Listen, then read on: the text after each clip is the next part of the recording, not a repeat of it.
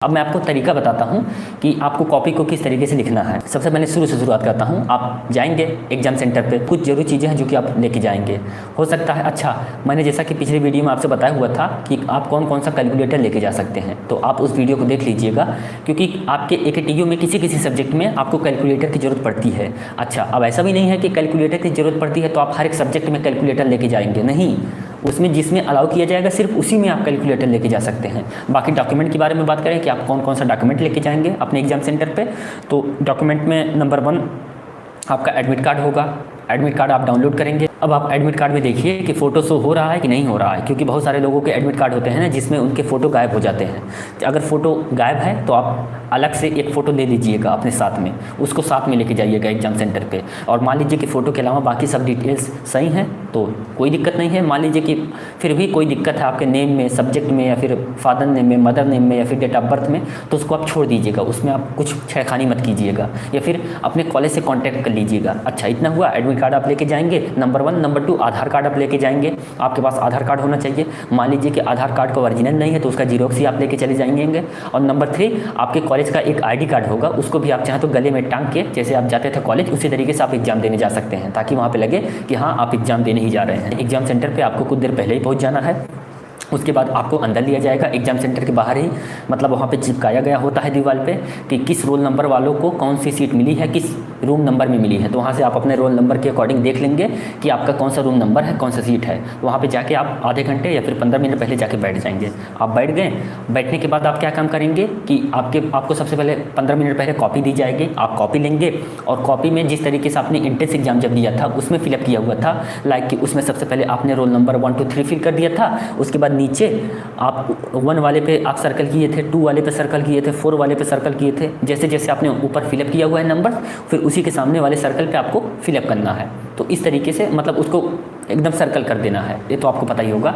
इसी तरीके से आपको रोल नंबर, इसी तरीके से आपका एनरोलमेंट नंबर होगा। आपको नाम आपको अपना लिखना पड़ेगा, जो भी जरूरी डिटेल्स होगा ये तो आप ऑलरेडी जानते हैं, क्योंकि आपने ऑलरेडी UPSC का एंट्रेंस एग्जाम दिया हुआ है। अच्छा, आपका इतना हो गया। मान लीजिए फिर जब वहाँ पे बेल लगती है आपको क्वेश्चन पेपर दे दिया जाता है। अब हो सकता है कि जो क्वेश्चन पेपर दिया जाए उसमें ऐसा भी हो सकता है ना कि आपको हर एक क्वेश्चन करने को बोला जाए, ऐसा बोला जाए कि हर एक क्वेश्चन कीजिए।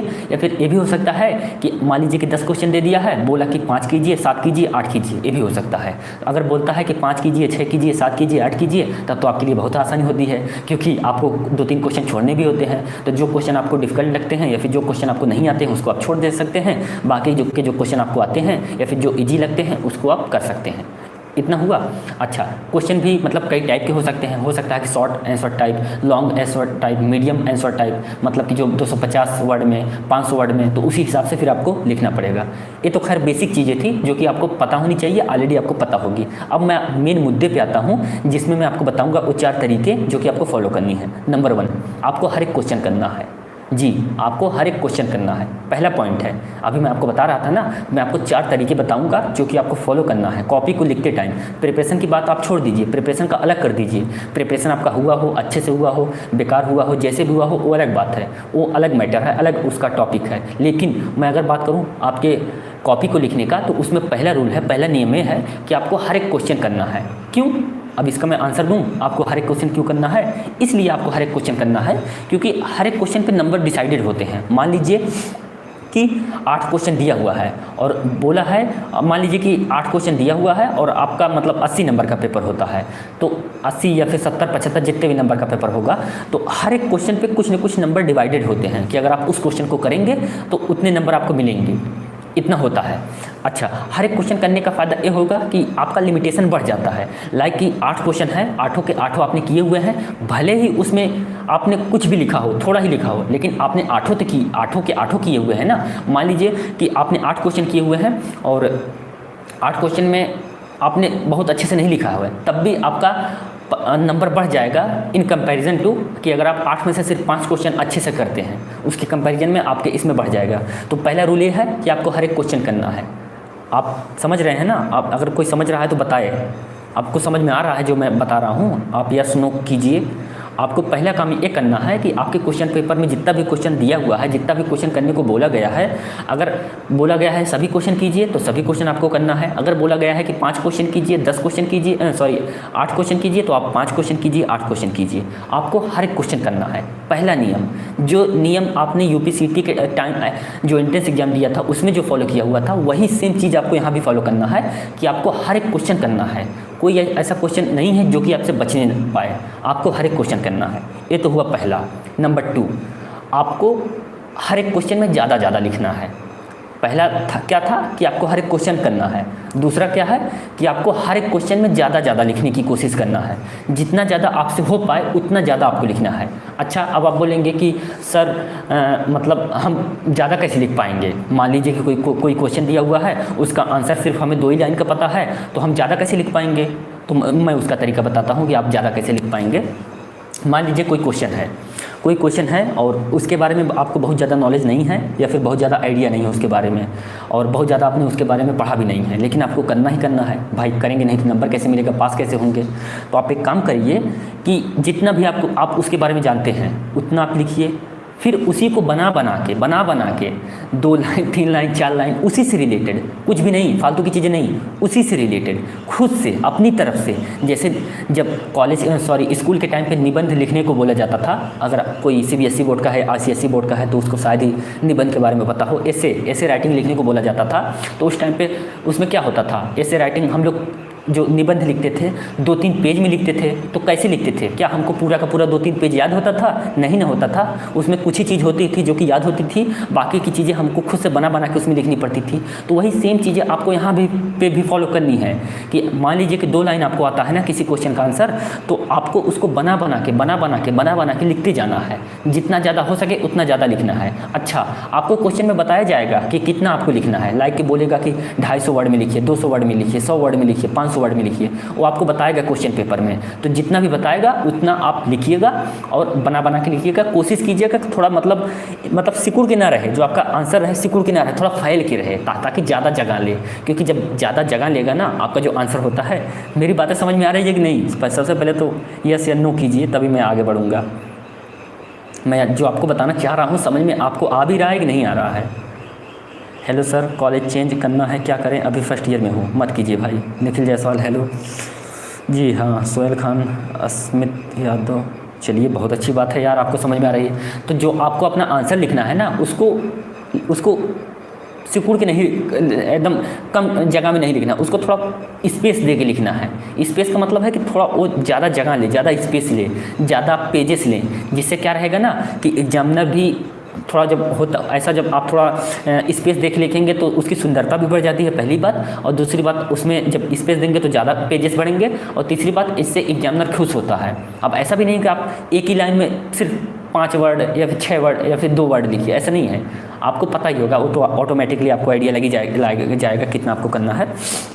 तो आपको एक काम करना है। दूसरा काम कि आप स्पेस दे के उसमें लिखेंगे और बना के लिखेंगे, जितना आपसे हो पाए आप उसमें लिख देंगे।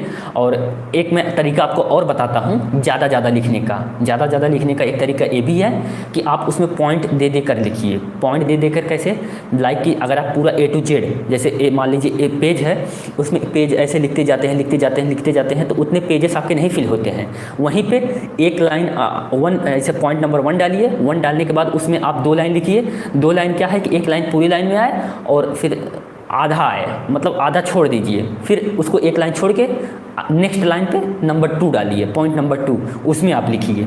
उसमें क्या काम करिए कि इस तरीके से लिखिए कि जिससे कि मतलब पॉइंट डालेंगे ना, तो पॉइंट डालेंगे तो ऑटोमेटिकली आपको एक लाइन छोड़ना पड़ेगा। उससे क्या रहेगा कि एक लाइन आपका थोड़ा छूट जाएगा। तो भाई पेजेस भरने का तरीका होता है सब। ये हो गया, पॉइंट डालेंगे। और पॉइंट डाल के लिखने का ये भी फ़ायदा होता है कि एग्जामिनर को अच्छा लगता है, एग्जामिनर को लगता है कि हाँ बच्चे ने पढ़ाई की हुई है। ये फ़ायदा होता है एग्जामिनर को, तो बच्चे ने पढ़ाई की हुई है और नंबर भी आपको खूब ज़्यादा मिलते हैं। तो ये भी एक दूसरा तरीका है कि ज़्यादा लिखने का हर एक क्वेश्चन का आंसर। और तीसरा तरीका क्या है कि आप चाहें तो कोई एग्जाम्पल दे सकते हैं, आप चाहें तो कोई डायग्राम बना सकते हैं, आप चाहें तो कोई टेबल बना सकते हैं, अपने मन से नहीं, उसी से रिलेटेड। इसके लिए भाई आपको टेबल, एग्जाम्पल या फिर डायग्राम ये सब आपको ध्यान दे के जाना पड़ेगा, रट के जाना पड़ेगा, आपको देख के जाना पड़ेगा, सीख के जाना पड़ेगा कि हाँ अगर एक क्वेश्चन आता है तो इसका आंसर ये होगा और इसका डायग्राम ये होगा। ये सब आपको पता होनी चाहिए। और ऑलरेडी अगर आपने पढ़ाई की हुई है तब तो आपको आइडिया होगा ही, आपको बताने की क्या है ज़रूरत। फिर ये भी करेंगे तो इससे भी आपकी जो कॉपी होगी मतलब फिल होगी। तो ये तो दूसरा पॉइंट हुआ जिसमें मैंने आपको बताया कि आपको एक क्वेश्चन में ज़्यादा लिखना है। अच्छा, नंबर तीन कौन सा है? नंबर 3 ये है कि आपको कोशिश करना है कि आपकी पूरी की पूरी कॉपी फिल हो जाए। अब आप कहेंगे कि ऐसा कैसे हो पाएगा? हो जाएगा। मान लीजिए नहीं भी हो पाता है तो भी कोई बात नहीं, लेकिन कम से कम आप इतना कोशिश कीजिए कि आपके मैक्सिमम पेजेस उसमें फिल हों, ज़्यादा से ज़्यादा पेजेस आपके फिल हों। मान लीजिए कि नॉर्मली आप 10 पेजेस फिल करते हैं तो आप कोशिश कीजिए कि एग्जाम में आपके 15 पेज फिल हों, 18 पेज फिल हों। ऐसा आप कोशिश कीजिए। आप कोशिश कर ही सकते हैं, कोशिश तो भाई कोई भी कर सकता है। तो इसलिए आप कोशिश कीजिए कि उसमें जितना ज़्यादा से ज़्यादा हो सके आप लिखने की कोशिश कीजिए, कॉपी को फिल करने की कोशिश कीजिए। क्योंकि जितना ज़्यादा आप उसमें कॉपी को फिल करेंगे, जितना ज़्यादा आप लिखेंगे, एग्जामिनर को अच्छा लगेगा। एग्जामिनर वहाँ पर फुर्सत से नहीं बैठेगा कि आपका 1 बाई 1 लाइन, हर एक लाइन आपको चेक करता जाएगा। आप चाहे गलत लिखें, सही लिखें, लेकिन आपने उसको अच्छे तरीके से लिखा हुआ है, उसको एकदम रिप्रेजेंट करके लिखा हुआ है, तो बस उसी से एग्जामिनर खुश हो जाता है और आपको नंबर दे देता है अच्छा खासा। और बहुत ज़्यादा और डिटेल्स में चेक नहीं करने जाता कि आपने किस सेंटेंस में क्या लिखा है, क्या कौन सा पॉइंट है, नहीं, ये सब नहीं चेक करने जाएगा। ज़्यादा से ज़्यादा आपका जो हेडिंग डालते हैं वो चेक कर लेगा, जो नंबरिंग आप देते हैं 1 2 3 4 ये चेक कर लेगा।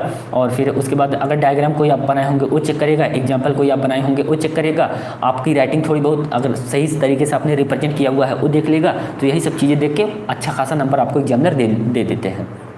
तो ये तो हुआ तीसरा कि आपको कॉपी को फिल करना। चौथा, आपको जितना भी टाइम मिलता है एग्ज़ाम में, पूरा का पूरा टाइम आपको एग्ज़ाम हॉल में रहना है, एग्ज़ाम हॉल से बाहर नहीं निकलना है।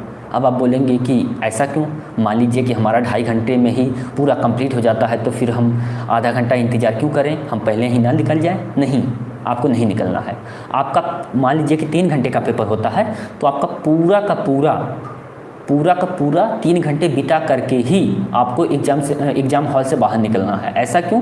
ऐसा इसलिए क्योंकि आप जब पूरा 3 घंटे बिताएंगे तभी जाके आप हर एक क्वेश्चन को ज़्यादा टाइम दे पाएंगे, तभी जाके आप अपने कॉपी को बहुत अच्छे से फिल कर पाएंगे, बहुत ज़्यादा फिल कर पाएंगे, उसमें कई सारे पेजेस फिल कर पाएंगे। आप जब टाइम ही नहीं देंगे तो फिर कैसे फिल कर पाएंगे? तो इसलिए आपको पूरा का पूरा मतलब टाइम दे के ही निकलना है।